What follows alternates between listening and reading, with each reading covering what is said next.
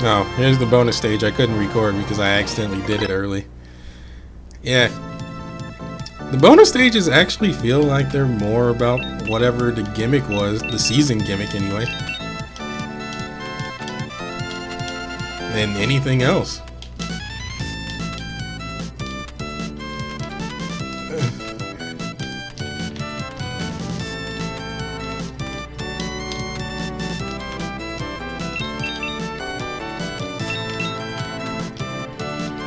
Oh my god. Now this is rough. You have to jump across leaves in order to get the coins.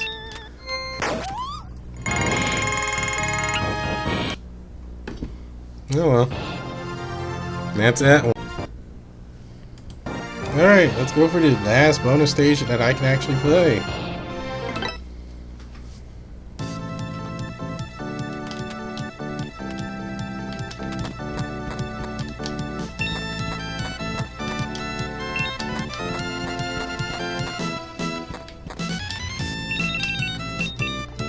And messed up that.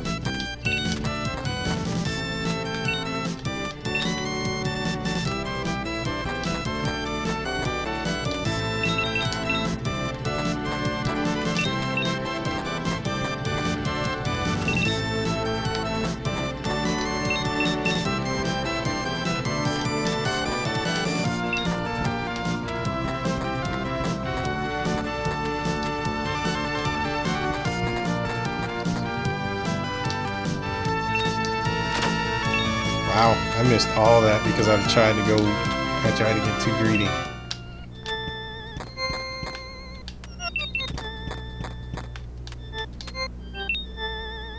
Are you kidding me?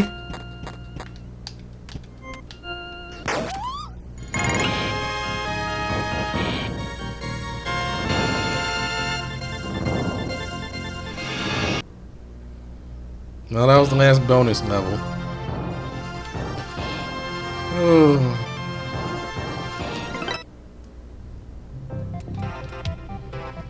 Well, I got all the seeds. So, I also have, like, all the upgrades. So.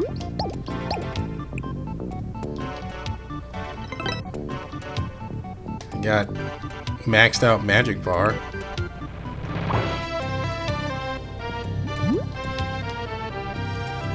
There, 40 magic seeds.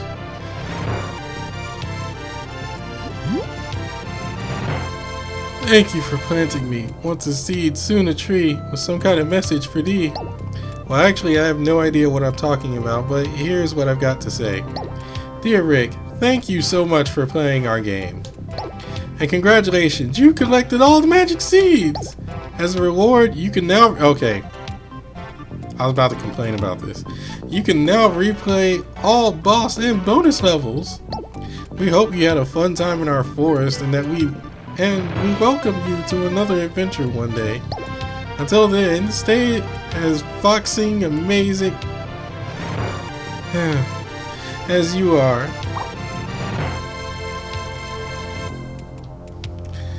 Okay, so at least you can face all the bosses again and do all the bonus stages, because you still need to get like all the upgrades, which the costly upgrades are obviously the hearts. I guess I should throw out my thoughts for this game, which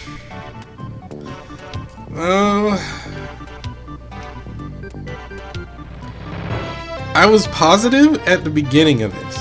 I was positive about this game at the beginning because there was like, it was clever. It gave me reminders of older, well, I guess they're now considered retro games like Ghosts and Goblins and stuff. Like Super Ghosts and Goblins, and I don't even know what other retro games there are, like Rystar. No, probably not Rystar, because I think Rystar is like a lot more faster paced. But stuff of that nature, because as you saw that, because this game was clearly pulling tropes from there. But then, as I progressed, it really just made me feel like really just made things feel like tedious busy work. and then like it made things feel like it was like very tedious busy work. And then there was the whole fact that I had to face that because my computer is not fast enough, or there's too many things taking up bandwidth or whatever, I can't complete a level because like I can't complete a level because my computer is not up to snuff. Like I had to record, like, oh, because my recorder's running, the game's not running at optimal frames per second, so I can't make the proper jump so I can beat a certain boss. That's dumb. That I feel is dumb, and that shouldn't be a thing in games, but so far I've came across that in 2 separate games. Actually 3 if I count Killer Instinct 3. But yeah, I literally could not make jumps because the frame rate was not optimal, which that bothers me a bit. I honestly, well, the thing, and what bothers me about it is, like, I would think that a game like this would not require that, especially considering like other games I played with similar levels of graphics, and there's not a whole lot going on screen. It wouldn't require that. It wouldn't require like that much. So I shouldn't really hold it against this game that, oh, my computer's not up to snuff, so this game's not good. I shouldn't. But I'm partially holding that.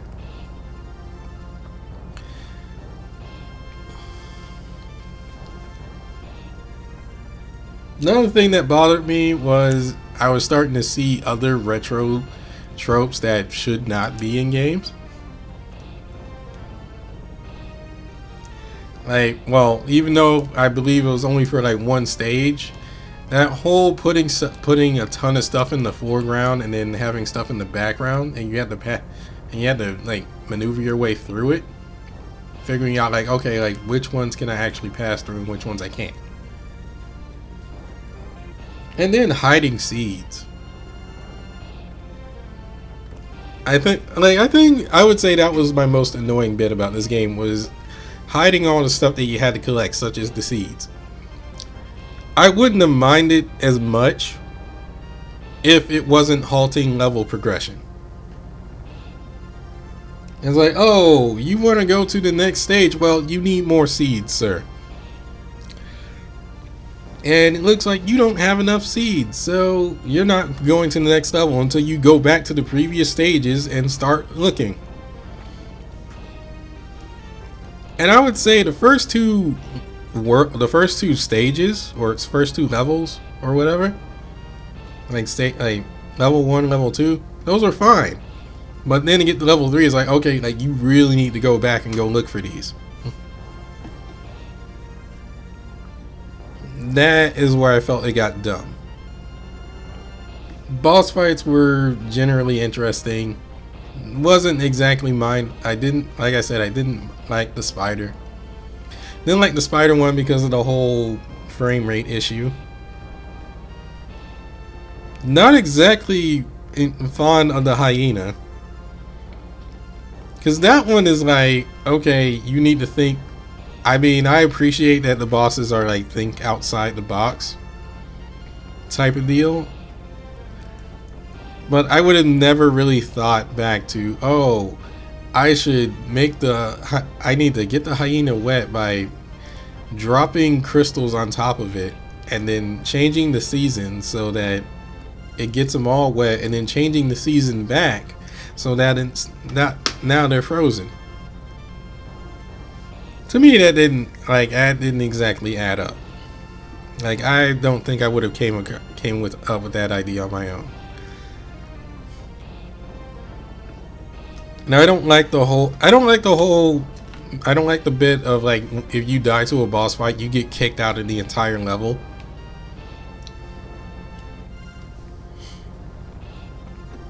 I don't like that at all. I was like, okay, well, why don't you just give me an option to retry instead of just saying, game over, now get out of our level.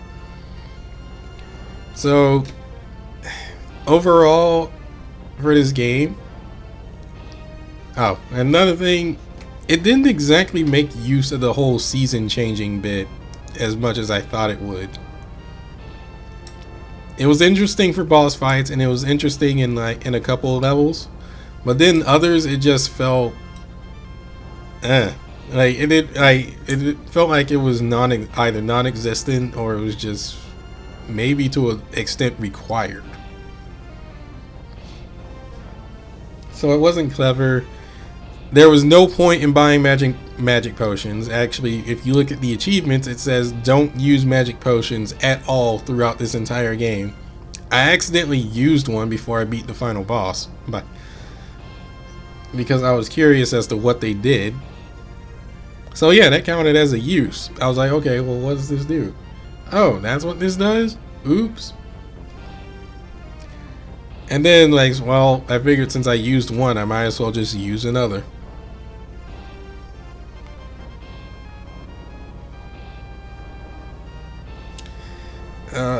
So yeah, the season changing bit wasn't exactly as great as I was hoping it would be, but I guess beggars can't be choosers. Like, I would have appreciated it more if it was like, oh well, because I changed the seasons, now these enemies are easier to deal with, or this is how I deal with like this bit. I didn't really get that feeling.